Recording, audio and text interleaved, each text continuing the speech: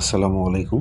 যে যেখান থেকে আমাদের অনুষ্ঠানটি শুনছেন, আপনাদের সবার প্রতি সম্মান ও ভালোবাসা রেখে শুরু করছি ঘোস্ট ইনসিডেন্ট ভয়ের ঘটনা এপিসোড ৩। আজকের ঘটনাটি অবশ্যই অনেক ভয়ের হতে চলেছে। শুরুতেই একটি কথা বলতে চাই, আমাদের ঘটনাগুলো বিশ্বাস করা বা না করা এটা সম্পূর্ণই আপনার ব্যাপার। এটি বিশ্বাস করতে হবে বিষয়টা এমন না।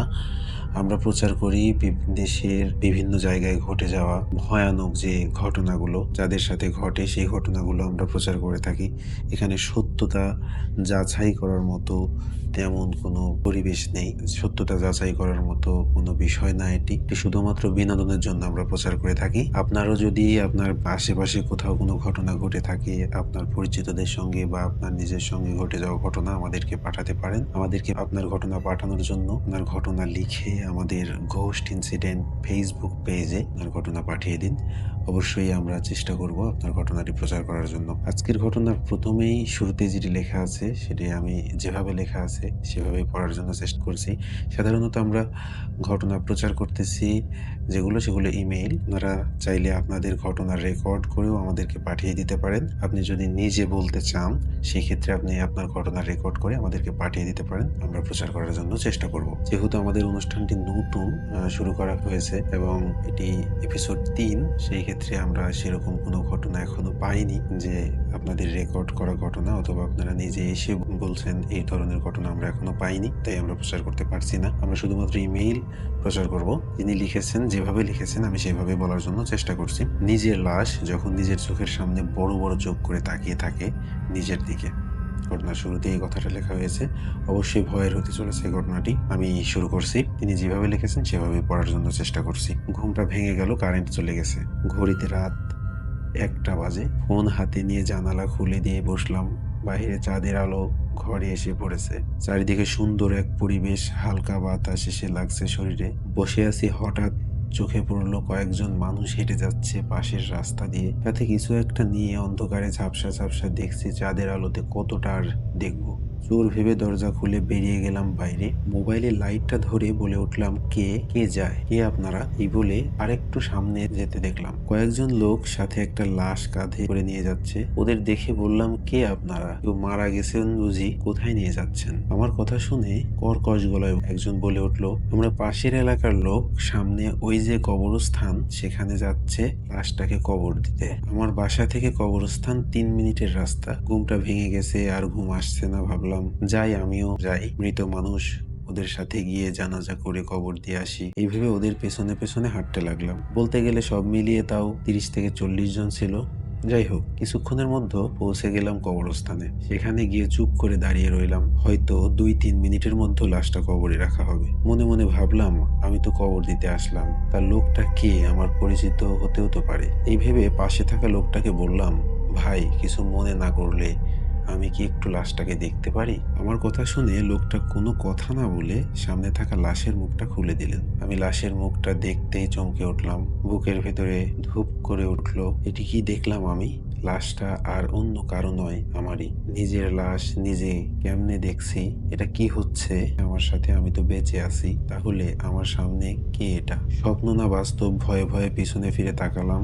কি পেছনে যে মানুষগুলো ছিল তার সবগুলো কঙ্কাল হয়ে গেল কিভাবে? চোখে ভুল দেখছি না তো?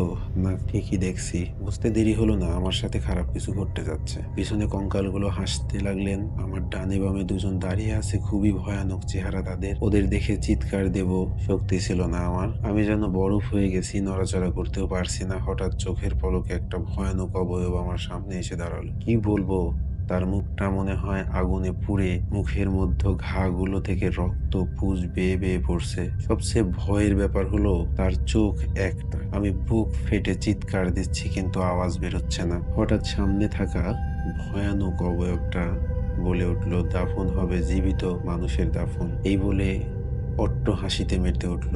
অবয়বটার কথা শুনে সবাই হাসতে হাসতে বললেন, দাফন হবে, দাফন। মনে মনে দোয়া পড়ছি, এই বুঝি আমাকে মেরে ফেলবে ভয়ানক অবয়বগুলো। দৌড়ানোর চেষ্টা করলাম, পারলাম না। পিছন থেকে কে যেন প্রচন্ড জোরে আঘাত করলো আমাকে। আঘাতের কারণে মাটিতে পড়ে গেলাম আমি। তখন অবয়বটা বলছিল, কিরে পালাচ্ছিস কোথায়? তোদের বলছি না কাউকে ছাড়বো না আমি, আবারও আসবো। এখন একটা একটা করে মরবি সবাই। টেনে নিয়ে যাচ্ছে কবরের দিকে, হয়তো জীবিত মাটি চাপা দিবে। তারপর ভয়ানক সেই অবয়বটা আমার পা ধরে টেনে নিয়ে যাচ্ছে কবরের দিকে। ঠিক তখনই কানে ভেসে আসে ফজরের আজানের আওয়াজ। আজানের আওয়াজ পেতেই চোখের পলকে বাতাসে মিলিয়ে গেল অবয়বগুলো। যাবার আগে আমাকে বলে গেল, তোর ভাগ্য ভালো, আজকে বেঁচে গেলি। আমি আবার আসবো, তোদের সবাইকে তিল তিল করে মারবো। এই বলে অট্ট হাসি দিয়ে অবয়বগুলো চলে গেল। চলে যাওয়ার পর সামনে পেছনে আর না দেখে দৌড় দিলাম বাসার দিকে। এক দৌড়ে বাসায় আসলাম। এসব কি ঘটলো আমার সাথে? প্রাণে বেঁচে আছি আজকে। বাসায় কাউকে কিছু বুঝতে দেইনি, কারণ সমস্যাটা হচ্ছে হয়তো অন্য কারণে। সেদিন বিকেলবেলা নয়নকে ফোন দিলাম, দিয়ে বললাম, নয়ন কই তুই? আকাশ ও নাহিদকে নিয়ে দেখা কর, আমার সাথে কথা আছে। এই বলে সেদিন বিকেলেই দেখা হলো আমাদের। আমরা চারজন খুব ভালো বন্ধু। সেই ক্লাস 1 থেকে একসাথে পড়াশোনা করছি, খেলাধুলা আড্ডা সব একসাথেই করতাম চারজন বন্ধু মিলে। যাই হোক, দেখা হতেই নয়ন বলল, কিরে নিশাদ, কি হয়েছে, তোর প্রবলেম কি? আমি বড় প্রবলেম, জানিস দোস্ত, কাল রাতে আমার সাথে ভয়ানক একটা ঘটনা ঘটে গেছে। এই বলে ওদের পুরো ঘটনা বলি আমি। আমার মুখে কথাগুলো শুনে চমকে যায় ওরা সবাই। তখন আকাশ বলে, তোর সাথে এই ঘটনা ঘটছে? কাল রাতে তো আমিও ভয় পেয়েছিলাম। আরে সে কি ভয়ানক কাণ্ড রে ভাই, সেই কথা মনে হলে শরীরে কাঁটা দিয়ে দেয় আমার এখনো। আকাশের মুখে কথাটা শুনে সবাই ওর দিকে তাকিয়ে রইলাম। কি হয়েছে তোর সাথে বল? তখন আকাশ বলল, আর বলিস না, বড় অপুর বেবি হয়েছে হাসপাতালে। আমি গিয়েছিলাম দেখতে। রাতে যখন বাসায় ফিরছিলাম, ঘড়িতে তখন 11টা। অটো থেকে নেমে ভিটার রাস্তা দিয়ে হেঁটে আসছিলাম। সামনে বাঁশঝাড়ের পাশে আসতেই পিছন থেকে একটা ডাক শুনলাম। ডাকটা কার ছিল জানিস? আমরা সবাই বললাম, কার ডাক ছিল? আকাশ, ডাকটা ছিল নাহিদের। মনে মনে ভাবলাম, নাহিদ এখানে কি করছে ভেবে পিছনে ভালো করে তাকালাম, কিন্তু সেখানে নাহিদ ছিল না। হঠাৎ বাঁশঝাড় থেকে একটা চিৎকার ভেসে আসলো। নাহিদ বলছে, আকাশ বাঁচা আমাকে। ওর এই চিৎকার শুনে আমি দৌড়ে গেলাম বাঁশঝাড়ে। ওর কাছে যেতেই যা দেখলাম সেটা দেখে আমার হার্ট অ্যাটাক হবার অবস্থা। আমি দেখলাম নাহিদ পড়ে আছে মাটিতে, ওর বুকটা চিরে নাড়িভুড়ি বের করে খাচ্ছে একটা ভয়ঙ্কর দেখতে অবয়ব। এটা দেখে আমি চিৎকার দিয়ে বলে উঠলাম, এই কে? কে আপনি? এটা বলতেই সেই অবয়বটা আমার দিকে ঘুরে তাকালেন। ও আমার দিকে ঘুরে তাকাতেই আমার মারা যাবার অবস্থা, কারণ অবয়বটা কে ছিল জানিস? ওইটা আমি। আমি নিজে, আরে ভাই, আমি নিজেই নিজেকে দেখছি। এতক্ষণ নাহিদের নাড়িভুড়ি বের করে যে ভয়ানক অবয়বটা খাচ্ছিল সেটা আমি নিজেই। নিজের চোখের সামনে নিজেকে দেখছি। আমার দিকে তাকিয়ে রক্তমাখা মুখ মুখ হাসতে লাগলেন। আমার বুঝতে বাকি রইল না, এটা নিশ্চয়ই খারাপ কোনো জিন। আমি মনে সাহস রেখে দৌড় দিলাম বাসার দিকে। ওদিকে পেছন থেকে ভয়ানক বিকট হাসির আওয়াজ ভেসে আসছে, আর পেছন থেকে কে যেন বলে উঠল, মরবি সবাই মরবি। এই বলে অট্ট হাসি। আকাশের মুখে কথাটা শুনে সবাই কেঁপে উঠলাম ভয়ে। এটা কিভাবে সম্ভব? আমার সাথে যে ঘটনা ঘটছে আকাশের সাথেও তেমনটা ঘটেছে। আমরা নিজেরাই নিজেদেরকে দেখছি, তাও ভয়ানক ভাবে। আকাশের মুখে কথাগুলো শুনে নাহিদ বলে উঠল, আমিও তো ভালো নেই রে, কিছুদিন ধরে স্বপ্নে স্বপ্নে বাজে ভয়ানক জিনিস দেখছি।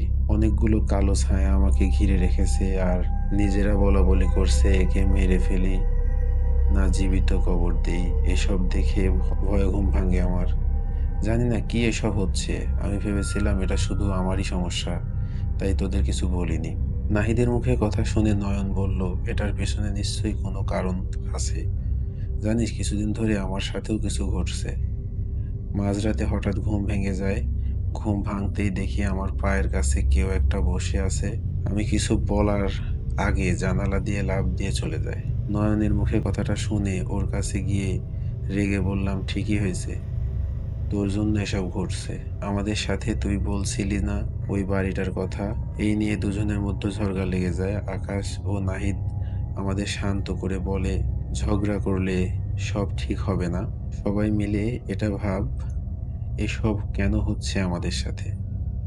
আমি তখন ওদের বললাম, ভাবার কিছু নেই। এটা সব সেই রাতের পর থেকে ঘটছে যেই রাতে সেই বাড়িতে গিয়েছিলাম আমরা। ওটা যেমন তেমন বাড়ি না, ভয়ানক একটা বাড়ি। লোকজন ঠিকই বলেছিল আমরা ভুল করছি, ওদের কারো কথা বিশ্বাস করিনি। আজ থেকে কয়েকদিন আগের কথা। আমরা 4 বন্ধু মিলে আড্ডা দিচ্ছিলাম। আড্ডার এক ফাঁকে নয়ন বলে ওঠে, অনেকদিন পিকনিক করা হয় না রে, কিছু কি ভাবলি?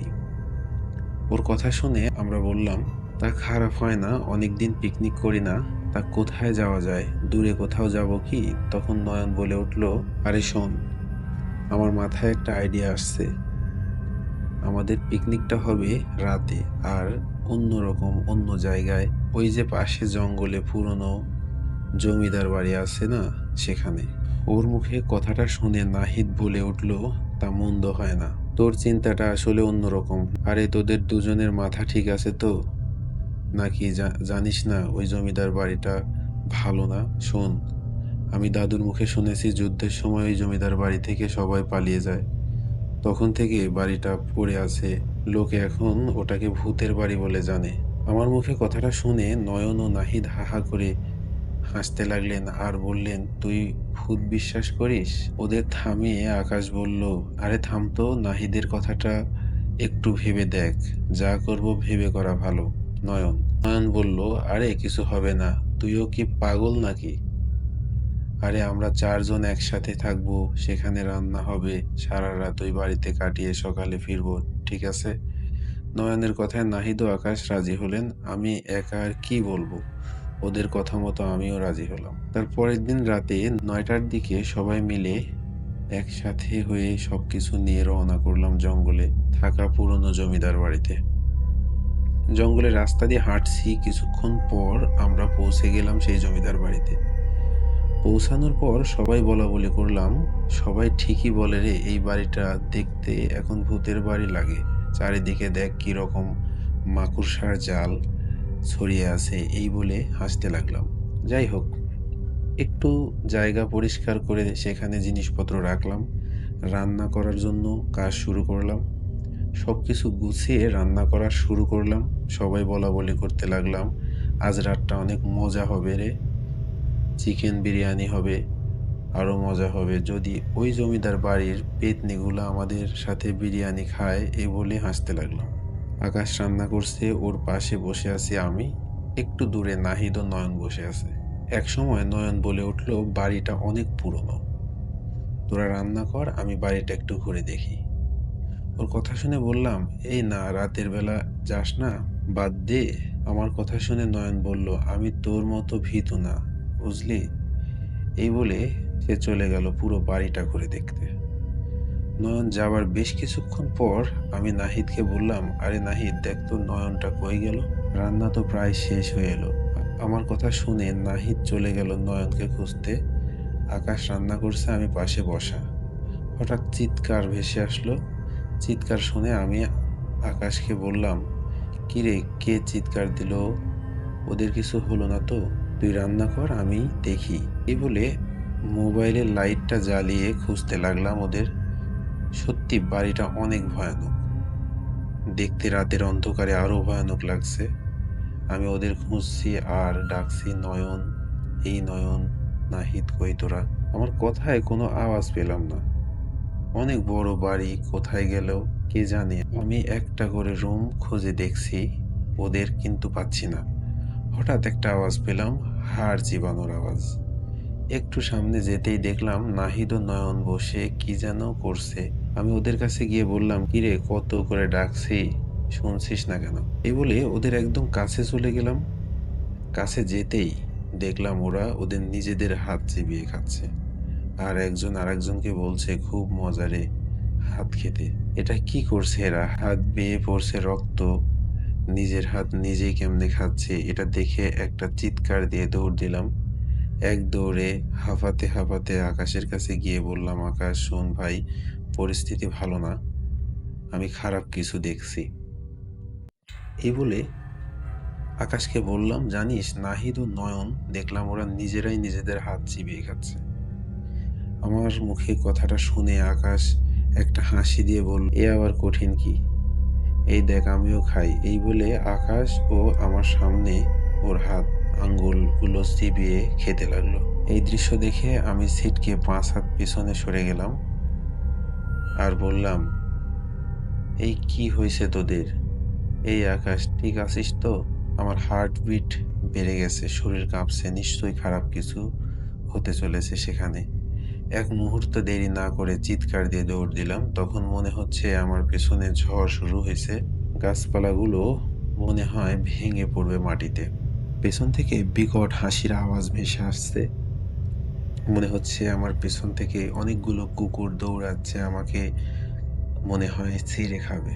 প্রাণের ভয়ে জঙ্গলের ভিতর দিয়ে দৌড়াচ্ছি। জানি না কোন দিকে যাচ্ছি। হঠাৎ কিছু একটার সাথে আঘাত লেগে একটা গর্তে পড়ে যাই। শরীর কাঁপছে, একটুও শক্তি পাচ্ছি না আর শরীরে। আজ বুঝি মরে যাব। এটা কিসের গর্ত? ভালো করে লাইটটা দিয়ে যা দেখলাম তাতে আমি শেষ। এটা কোনো গর্ত না, এটা একটা কবর, ভাঙা কবর যেখানে একটা কঙ্কাল শুয়ে আছে। সেটাকে দেখে তাড়াতাড়ি উপরে উঠতে চাইলাম, কিন্তু এ কি, কঙ্কালটা যে আমার পা টেনে ধরছে। আমি শরীরে কোনো শক্তি পাচ্ছি না, চিৎকার করছি বুক ফেটে, কিন্তু কেউ শুনছে না আমার চিৎকার। জোরে জোরে দোয়া পড়তে লাগলাম আর শরীরে যত শক্তি আছে কবর থেকে উপরে উঠে দৌড় দিলাম। আমি আর পারছি না, পারছি না, এই বুঝি মরে যাব। আমি কোথায় যাচ্ছি? দৌড়াতে দৌড়াতে সামনে দূরে একটা আলো দেখতে পেলাম। আমি ওই আলোর দিকে দৌড়াতে লাগলাম। বুঝতে পারলাম হারিকেন জ্বালিয়ে কেউ মাছ ধরছে। ওনার কাছে গিয়ে ভয়ে ভয়ে বলতে লাগলাম, আমাকে বাঁচান, সাহায্য করেন একটু, আমি অনেক ভয় পাইছি। আমাকে শান্ত করে লোকটা বললেন, ভয় পাবেন না, এখানে কেউ নেই, আপনি ওদিক থেকে দৌড়ে আসলেন। এই রাতের বেলা কোথায় গিয়েছিলেন? ওনার কথা শুনে বললাম, আসলে আমরা ৪ বন্ধু পিকনিক করার জন্য রাতের বেলা জঙ্গলের ওই পুরনো জমিদার বাড়িতে গিয়েছিলাম। এটা শুনে লোকটা বললেন, ভুল করছো, তোমরা কি জানো না ওটা এখন ভয়ানক বাড়ি, সবাই ভূতের বাড়ি বলে। আমার শরীর যেন আর চলছে না। ওনার পাশে মাটিতে বসে হাঁপাতে হাঁপাতে বললাম, আমাকে আমার বাসায় একটু রেখে আসবেন প্লিজ, আমি আর পারছি না।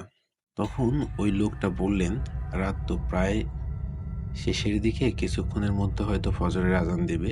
আপনি এইটুকু রাত আমার বাসায় কাটান, সকাল হলে চলে যাবেন। ওনার কথায় আর কথা না বাড়িয়ে রাজি হলাম। চলে গেলাম ওনার সাথে ওনার বাসায়। সেই রাতটা ওনার বাসায় কাটালাম, কিন্তু চোখে একটু ঘুম আসছে না। এটা কি ঘটলো আমার সাথে? আকাশ, নয়ন, নাহিদ ওরা কোথায় আর কেমন আছে? যাই হোক, সকাল হতেই আর দেরি না করে চলে গেলাম সোজা বাসায় কাউকে কিছু বলিনি ভয়ে। বাসায় যাওয়ার পরে ফ্রেশ হয়ে রওনা করলাম আকাশের বাসার দিকে। কিছুক্ষণ পর পৌঁছে গেলাম ওর বাসায়। গিয়ে দেখলাম আকাশ শুয়ে আছে, শরীরে ভীষণ জ্বর ওর। আমাকে দেখে বলল, এই তোরা আমাকে রেখে কোথায় গিয়েছিলি? এটা কিন্তু ঠিক করিসনি, বুঝলি? ওর কথা শুনে আমি অবাক হয়ে বললাম, চুপ কর, তুই বল, আমাকে রেখে তোরা কোথায় গিয়েছিলি? জানিস আমার সাথে কাল রাতে জমিদার বাড়িতে কি ঘটছে? এই বলে আকাশকে সব খুলে বলি আমি। আমার কথা শুনে আকাশ বিছানা থেকে উঠে বসে আমাকে অবাক হয়ে বলে, কি বলিস তুই? জানিস আমার সাথে কি ঘটছে? তাহলে শোন। এই বলে আকাশ বলতে শুরু করে, নয়ন আর নাহিদ তো আগেই বেরিয়েছিল জমিদার বাড়িটা ঘুরে দেখার জন্য। ওদের খুঁজতে তো তুইও গেলি না। তখনও আমি একা একা রান্না করছিলাম। অনেকক্ষণ হয়ে গেল তোদের কোনো খোঁজ না পেয়ে ডাকতে থাকি, এই কোথায় তোরা, আমার রান্না শেষ হবে একটু পর। কিন্তু তোদের কোনো আওয়াজ পাচ্ছিলাম না। হঠাৎ অন্ধকারের মধ্যে থেকে কে যেন কর্কশ গলায় বলে উঠল, কিরে, রান্না কি হলো? আর কত সময় লাগবে রান্না করতে? ওনার কথা শুনে আমি বলে উঠলাম, কে আপনি? কোথা থেকে কথা বলছেন? এই আকাশ, এই নাহিদ, তোরা আবার মজা করছিস না তো? আরে মজা অনেক হয়েছে, বেরিয়ে আয় এবার। কিন্তু তাও কোনো সাড়া পেলাম না। হঠাৎ আবারও সেই লোকটা বলে উঠল, পিকনিক কি তোরা একাই করবি? খাবার কি তোরা একাই খাবি? আমরা বুঝি কিছু না? ওনার কথা শুনে বলে উঠলাম, কে ভাই আপনি? এসব উল্টোপাল্টা কথা বলছেন, সাহস থাকে তো সামনে এসে কথা বলেন।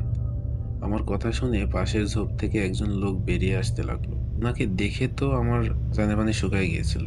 আমি বলে উঠলাম, কেন, কি হয়েছে লোকটার? আরে ওটা কোনো মানুষ ছিল না ভাই, ওটা একটা খারাপ ভয়ানক জিন। বিশ্বাস কর, এতটা ভয়ানক হয় কেমনে? সেই অবয়বটার কোনো মাথা ছিল না, মাথা ছাড়া একজন আমার সাথে কথা বলছে আর আমার দিকে এগোতে এগোতে বলছে, কই রান্না হলো, দে মাংস দে। কিরে দিবি না? এইসব দেখে আমার হাত পা ঠান্ডা হয়ে যাচ্ছিল। কি করব বুঝতে পারছিলাম না, ভয়ে চিৎকার দিয়ে ডাকছিলাম তোদের, কিন্তু তোদের কোনো সাড়া পাচ্ছিলাম না। এদিকে সেই মাথাছাড়া অবয়বটা আমার কাছে এসে বলছে, আহ, পোড়া মাংস রক্তের সাথে চুবিয়ে খেলে কেমন হবে রে? এগুলো দাঁড়িয়ে দাঁড়িয়ে না দেখে আমি চিৎকার দিয়ে দৌড় দেই, কিন্তু তক্ষুনি পিছন থেকে সেই মাথাছাড়া অবয়বটা আমার পিঠে জোরে আঘাত করে। আমি মাটিতে পড়ে যাই। তখনও বলতে থাকে, কিরে, রক্ত খাওয়াবি না? দে, তোর শরীরের তাজা রক্ত দে। এই বলে আমার পিঠে ওর বড় বড় নখ দিয়ে একটা আঁচড় কাটে। আমি ব্যথায় চিৎকার দেই, শরীরের সবটুকু শক্তি দিয়ে দৌড়াতে থাকি বাসার দিকে। তখন পিছন থেকে সেই অবয়বটা বলে ওঠে, ভুল করছিস, এই জমিদার বাড়িতে এসে বাঁচবি না, কেউ বাঁচবি না, সবাইকে মরতে হবে। আমি সামনে পেছনে না তাকিয়ে দৌড়াতে দৌড়াতে বাসার উঠানে এসে জ্ঞান হারিয়ে পড়ে যাই। সারা রাত কোনো জ্ঞান ছিল না আমার। তুই আসার কিছুক্ষণ আগেই জ্ঞান ফিরেছে।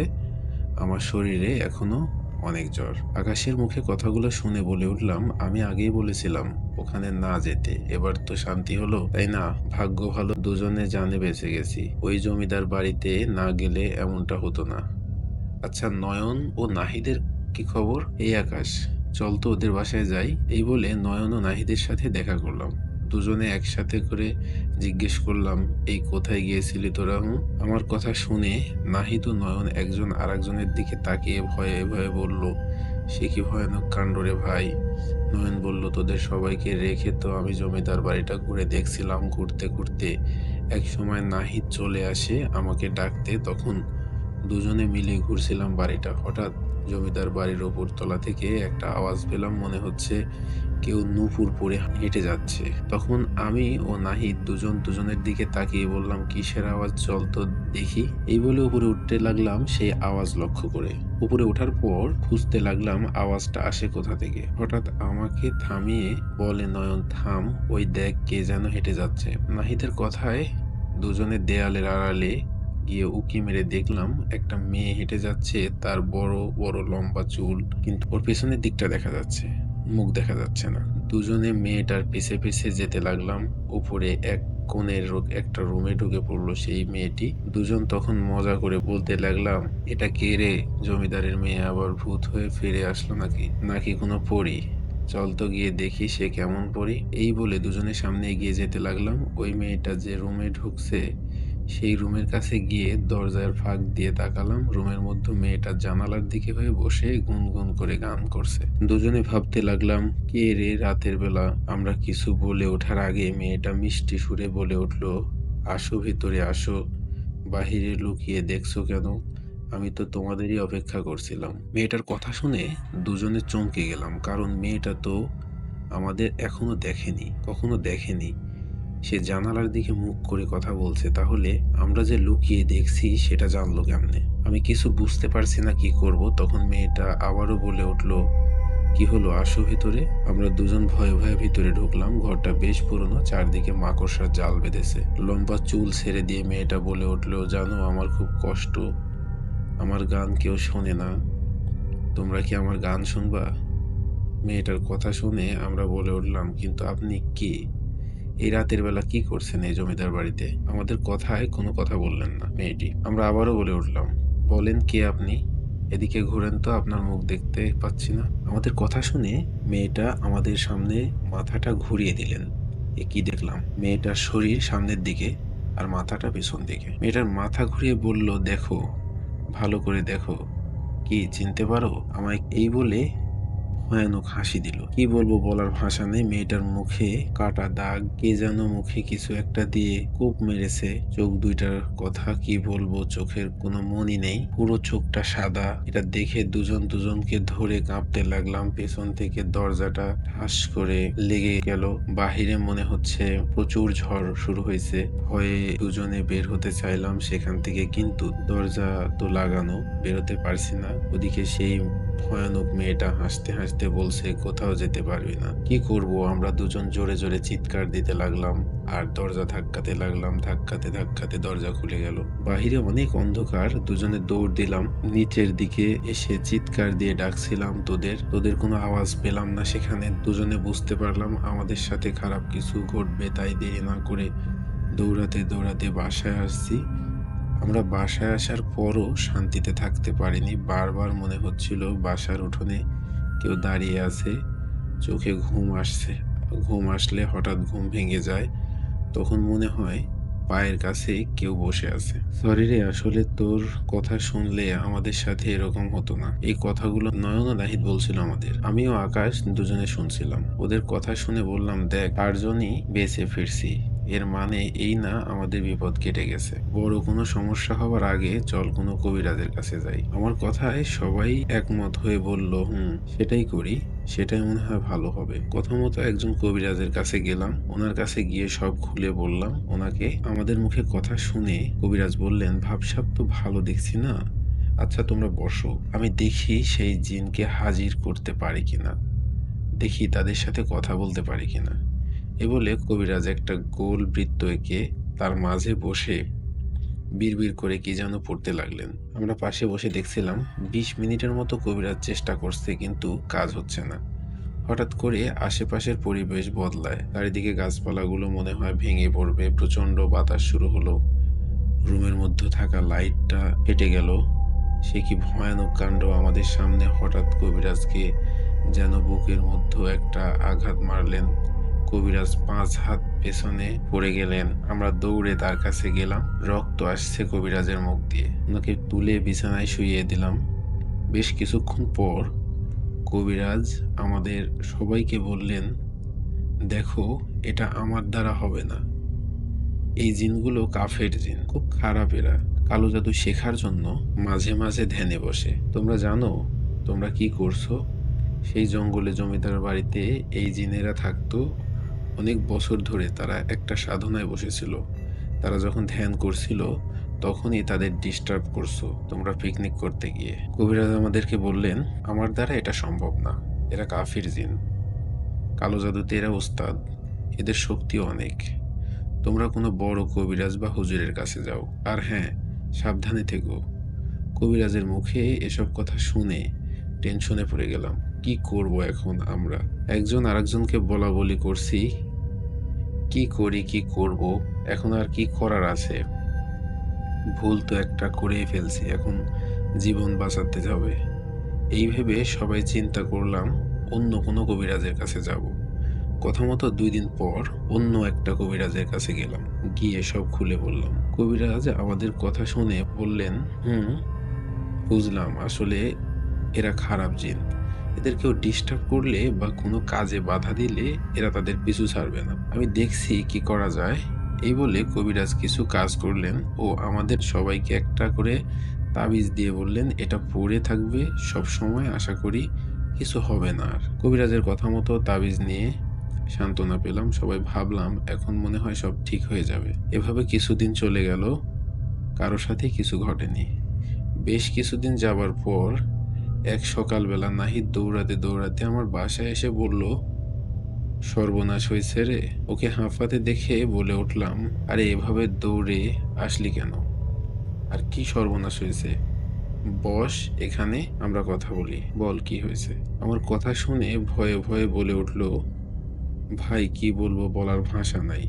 তাবিজের কাজ হচ্ছে না। আমার সাথে আবারও ভয়ানক ঘটনা ঘটছে। কালকে রাতে হঠাৎ ঘুমটা ভেঙে গেছিল আমার। কেন ভাঙছে জানিস? কারণ আমি শুনতে পেলাম তুই আর আকাশ আমাকে ডাকছিস দরজায় ঠক ঠক করে। আমি ভাবছি তোরা আমার বাসায় আসছিলি। এই ভেবে দরজা খুলে দেখি বাইরে কেউ নেই। তখন মনের ভুল ভেবে শুয়ে পড়লাম। একটু পরে আবারও তোদের ডাক পেলাম। ও দরজায় ঠক আওয়াজ। আবারও দরজা খুলে দেখি কেউ নেই। ভয়ানক কিছু হতে পারে এই ভেবে আর দরজা খুলিনি। ঘুমিয়ে পড়ছিলাম। কতক্ষণ ঘুমিয়েছিলাম জানি না। হঠাৎ করে ঘুম ভেঙে যায়। জানিস, ঘুম ভাঙতেই দেখলাম কালো কাপড়ে ঢাকা দুইটা ছায়া আমার পায়ের কাছে বসে আছে। আমি স্পষ্ট বুঝতে পারছি ওখানে দুজন আমার পায়ের কাছে বসে আছে। আমি চিৎকার দিতে যাব কিন্তু আওয়াজ বেরোচ্ছে না। আমি যেন বোবা হয়ে গিয়েছিলাম। শরীরও নড়াচড়া করতে পারছিলাম না। মুহূর্তে একটা ভয়ানক কালো ছায়া আমার বুকের উপর বসে আমি ব্যথায় ছটফট করছি। মনে হচ্ছে এই বুঝি অবয়বটা আমার বুক চিরে ফেলবে। তোকে বলার ভাষা নেই। একটু পর সেই অবয়ব দুটি একে অপরকে বলতে লাগলো, কবর হবে কবর। এ বলে আমার পা ধরে জোরে টান দিয়ে মেঝেতে ফেলে দেয়। আমাকে আমার দেয়ালের সাথে সজোরে ধাক্কা দেয়। শরীর নড়াতে পারছিলাম না, কিন্তু ফিল করতে পারছি আমার মাথার পিছন দিয়ে রক্ত পড়ছে। কি করব? তখন বসে বসে দেখছি ওদের তামাশা। হঠাৎ আমার দরজাটা টাস করে খুলে গেল। জানালাগুলো এমন ভাবে দুলতে লাগলো মনে হচ্ছে রুমের মধ্যেও এখন ঝড় হচ্ছে। বুঝতে পারলাম আমার রুমে ঝড়ের বেগে কেউ এসে ঢুকলো। সাথে সাদা কাফনে মোড়ানো একটা লাশ। কার লাশ? কে বা এটা? আমার রুমে কিসের লাশ? আমি দেখলাম সেখানে ৩-৪ ভয়ানক অবয়ব সেই লাশটার উপর ঝাঁপিয়ে পড়ল। দুজনে সেই লাশের উপর বসে তার বুকটা চিরে কলিজা বের করে খেতে লাগলো, আর দুজনের রক্ত নাড়ি-ভুড়ি খেতে লাগলো। এসব কি দেখছি আমি? আমি যে আর পারছি না। চোখের সামনে এইসব ঘটছে আমার। ওরা সেই লাশটা শরীর ছিঁড়ে খেতে লাগলেন আর বলাবলি করতে লাগলেন, শেষমেশ কবর হবে কবর। ওদের কথা শুনে আমি কাঁপতে লাগলাম। আর জানিস, এক সময় আমি খেয়াল করে লাশটার মুখের দিকে তাকালাম। লাশের মুখে তাকাতেই যেন আমার অবস্থা আরো খারাপ। কারণ ওটা নয়নের লাশ ছিল। নয়নকে এভাবে ছিঁড়ে খাচ্ছে আমার সামনে। বুক ফেটে চিৎকার দিতে যাব, তাও পারছি না। ওদিকে সেই ভয়ানক অবয়বগুলো রক্ত মাখা মুখে হাসতে লাগলেন। আমি নিজেকে ধরে রাখতে পারিনি, অজ্ঞান হয়ে যাই। তারপর কি ঘটছে আর জানি না। বাবার ডাকে ঘুম ভাঙলে আমি নাকি নিচে শুয়েছিলাম। বাবা অনেক ডাকাডাকি করার পর দরজা খুলছিলাম না, তখন বাবা দরজা ভেঙে ভিতরে আসে। আমার ঘুম ভাঙতে বাবা আমাকে জিজ্ঞেস করে, কিরে বাবা, তুই বিছানা রেখে কি পড়ে আছিস? বাবার কথা শুনে এদিক সেদিক তাকালাম, কোথাও কেউ নেই। তাহলে সেই লাশটা কোথায়? আমাকে চিন্তিত দেখে বাবা বললেন, তোর কি কিছু হয়েছে বলতো? আমি তখন বাবার কথায় বলে উঠি, না বাবা, কিছু না, হয়তো স্বপ্ন দেখছিলাম, তাই এখানে ঘুমের ধান্দায় শুয়ে পড়ছি। আমার কথা শুনে বাবা যা বললেন সেটা শুনে আমি মনে হয় আবারও জ্ঞান হারাবো। তারপরে উনি লিখেছেন যে ঘটনাটি অনেক বড় হওয়ায় একসঙ্গে তিনি লিখতে পারেননি বা লিখতে কষ্ট হচ্ছে। তার জন্য পরবর্তী পর্বে এই ঘটনার পরবর্তী অংশটুকু আমাদেরকে পাঠিয়ে দিবেন। আর যেহেতু অবশ্যই ঘটনাটা অনেক বড়, সে কারণে আমরা এই ঘটনার পরবর্তী অংশটা পরবর্তী পর্বের জন্য রেখে দিলাম। আপনারা অবশ্যই পরবর্তী পর্বটা শুনবেন। আমরাও শুনবো তার বাবা তাকে কি বলল, যেটা শুনে তার জ্ঞান হারানো অবস্থা হয়েছিল, আর কি বা ঘটেছিল তারপরে সেই বন্ধুদের সাথে। আমরা অবশ্যই অপেক্ষা করব আপনি যেন আবারও সেই পরবর্তী অংশটুকু আমাদেরকে পাঠান, এবং আমরা চেষ্টা করব ঘোস্ট ইনসিডেন্ট এপিসোড 4 এ এই ঘটনাগুলো প্রচার করার জন্য, এই ঘটনার শেষের অংশটা প্রচার করার জন্য। অবশ্যই আপনারা ঘটনার শেষ অংশটুকু শুনবেন। আমাদের চ্যানেলে সাবস্ক্রাইব করতে ভুলবেন না। আপনার বন্ধুদের সাথে শেয়ার করুন, এবং আপনাদের কাছে ঘটনাটা কেমন লেগেছে সেটা অবশ্যই কমেন্টে জানিয়ে দিবেন। এবং পরবর্তী অংশটুকু শুনতে চান কিনা, বা পরবর্তী অংশটুকু আমরা প্রচার করব নাকি ঘোস্ট ইনসিডেন্টের এপিসোড 4 এ আমরা অন্য কোনো ঘটনা প্রচার করব, সেটা নির্ভর করে আপনাদের কমেন্টের উপরে। আপনারা কমেন্টে অবশ্যই জানিয়ে দিবেন যে আপনারা এই ঘটনাটি শুনতে আগ্রহী নাকি নতুন কোনো ঘটনা শুনতে চাচ্ছেন। আবারও আপনাদেরকে ধন্যবাদ দিয়ে আমরা অনুষ্ঠানটা আজকের মতো এখানেই শেষ করতে চাচ্ছি। সবাই ভালো থাকবেন, সুন্দর থাকবেন, সুস্থ থাকবেন। খোদা হাফেজ।